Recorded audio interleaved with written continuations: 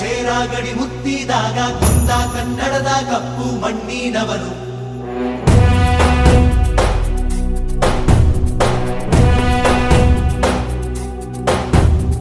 ವಜ್ರ ಬಲ್ಲಾಳರಾಯ ಸೋಗೆ ಬಲ್ಲಾಳರಾಯ ಕತ್ತಿಗಲೆ ಬಿತ್ತಿ ಹೋದ ವಂಶಾದವನು. ಈ ಸೀಮೆಗೆ ಶಿವ ನೀಡಿದ ವರವೋ,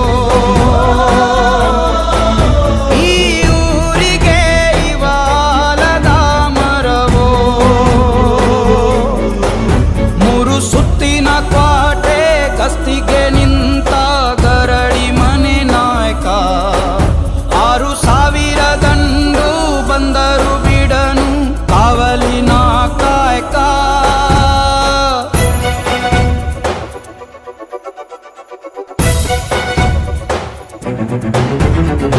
ಏಳು ಏಳೆಡೆಯ ಸರ್ಪ ಬಂದು ಕುಂತೈತೋ ಯಪ್ಪ, ನಮ್ಮ ಹುಲಿಯೂರು ದುರ್ಗ ಕಾಯೋ ಕಂದ.